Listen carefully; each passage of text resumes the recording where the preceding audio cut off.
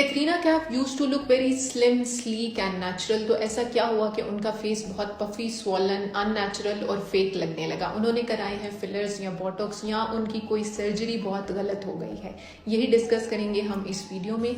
लेकिन उससे पहले हमारा ये समझना बहुत ज़रूरी है कि फिलर्स और बोटॉक्स होते क्या हैं। तो बेसिकली हमारे फेस पे दो तरह के रिंकल्स होते हैं।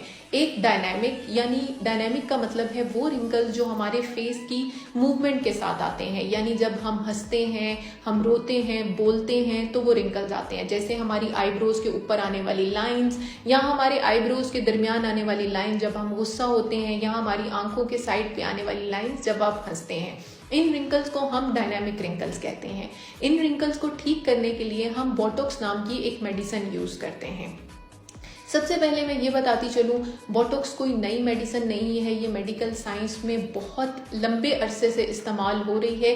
ये पहले डिफरेंट बीमारियों के लिए इस्तेमाल होती थी। कॉस्मेटिक में, एस्थेटिक में इसका जो यूज़ है वो अब होने लगा है। इसलिए आप लोगों को लगता है कि बोटॉक्स कोई नई चीज़ है। ये बिल्कुल नई नहीं है। ये एक पानी टाइप मटीरियल होता है जिसकी वजह से आपके मसल्स थोड़े रिलैक्स हो जाते हैं। रिलैक्स होने की वजह से जब आप अपनी आईब्रोज ऊपर करते हैं तो आपकी आईब्रोज तो मूव करती हैं, लेकिन आपको रिंकल्स नहीं आते। आप जब गुस्सा करना चाहते हैं तो आपकी आईब्रोज मूव करती हैं, लेकिन यहाँ रिंकल्स नहीं आते। हंसने के वजह से आपकी आंखों के साइड पे रिंकल्स नहीं आते। तो बेसिकली बोटॉक्स का काम है आपके मसल्स को रिलैक्स कर देना, जिसकी वजह से आपके डायनामिक रिंकल्स, यानी वो रिंकल्स जो आपके फेस की मूवमेंट की वजह से आते हैं, वो आना रोकना। इसके अलावा बोटॉक्स एक पानी की तरह का मटेरियल है, तो ये आपको किसी तरह की पफीनेस और स्वेलिंग नहीं दे सकता।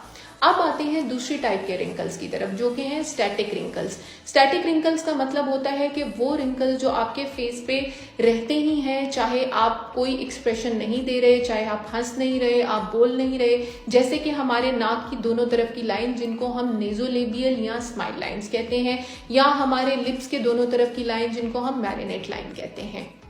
तो ये जो स्टैटिक रिंकल्स हैं, इनको फिल किया जाता है फिलर के साथ। फिलर क्या है? ये हाइलुरोनिक एसिड जेल है। अब आप कहेंगे कि आप सीरम फेस पे लगाते हैं तो उससे ये रिंकल्स कैसे कवर होते हैं? जो सीरम आप फेस पे लगाते हैं वो पानी की तरह होता है, जो फिलर हम यूज करते हैं वो जेल टाइप मटीरियल है। हाइलुरोनिक एसिड आपकी स्किन के लिए बिल्कुल सेफ है, क्योंकि आपकी अपनी स्किन 80% हाइलुरोनिक एसिड से बनी हुई है। जिस तरह एक वॉल में, एक दीवार में अगर कोई क्रैक आ जाए, कोई दरार आ जाए, तो हम उसको पुटीन से भर देते हैं, उसी तरह हम इन रिंकल्स को फिलर से भर देते हैं। ये जेल वहां पे 8 से 12 महीने रहता है। उसके बाद ये डिसॉल्व होके ऑटोमेटिकली अपनी बॉडी से निकल जाता है। बहुत सारे लोगों को एक मिसकंसेप्शन है कि फिलर सिलिकॉन है और ये परमानेंटली रहता है। ऐसा बिल्कुल नहीं है। तो अब आपको समझ जाना चाहिए कि बोटॉक्स इस्तेमाल होता है डायनामिक रिंकल के लिए, और फिलर आपके स्टैटिक रिंकल्स को, आपके खड्डों को भर देता है। इन दोनों में से कोई भी परमानेंटली आपके फेस में नहीं रहता। और अगर इन दोनों को सही वे में किया जाए तो बिलीव मी, कोई पहचान भी नहीं सकता कि आपके फेस पे कोई प्रोसीजर हुआ है। अब बात आती है कि कैटरीना कैफ के साथ क्या हुआ। कैटरीना कैफ के साथ first of all, as a women अगर मैं बात करूं, तो अगर कैटरीना कैफ जब सुबह उठ के खुद को मिरर में देखती हैं, अगर वो खुद अपने आप से सेटिस्फाई हैं, तो believe me, that's what matters. और किसी का उनको पसंद करना मैटर नहीं करता। But as a doctor, if you ask me, first question, क्या उनके फेस पे कोई प्रोसीजर हुआ है? बिल्कुल हुआ है। दूसरा, क्या वो प्रोसीजर अच्छे से हुआ है? In my opinion no, it's a bit unnatural. अब कौन सा प्रोसीजर किया गया है? दो ऑप्शन है। एक कि किसी ने उनके फेस पे चीक फिलर, यानी ये वाली जो जगह है, यहाँ पर फिलर किए हैं उनके फेस को लिफ्ट करने के लिए, क्योंकि एजिंग के साथ आपके फेस में जो फैट की लेयर है वो छोटी होती है, वो लूज होती है, जिसकी वजह से आपका फेस लटक जाता है। आपके नाक के साइड पे लाइंस आती हैं, आपके लिप्स के साइड पे लाइंस आती हैं, आपको यहाँ जाउल आते हैं।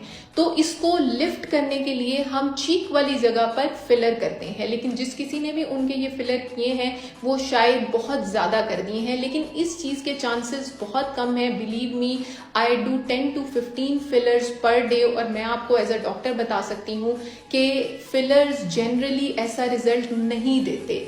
अब दूसरी ऑप्शन है फैट ग्राफ्टिंग।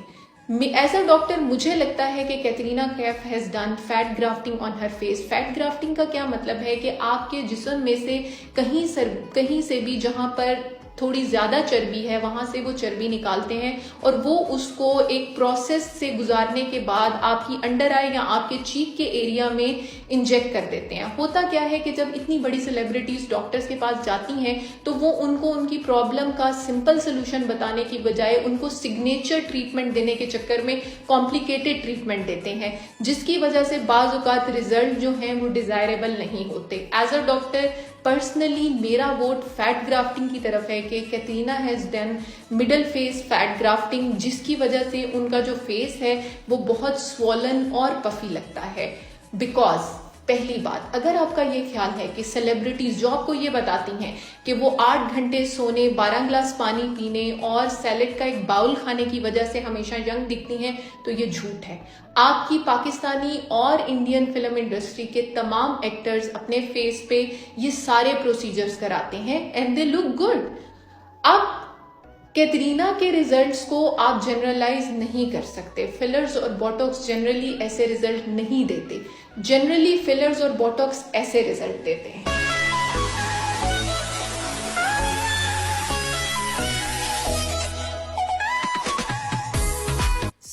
आपको फिलर्स या बोटॉक्स कराने हैं या नहीं कराने, डेफिनेटली ये आपकी पर्सनल चॉइस है। But as a doctor I can assure you fillers और बोटॉक्स बहुत सालों से इस्तेमाल होने वाली एक चीज है and it's absolutely safe to use अगर आप ब्रांड से ही यूज करते हैं और अगर आप डॉक्टर से ही चूज करते हैं।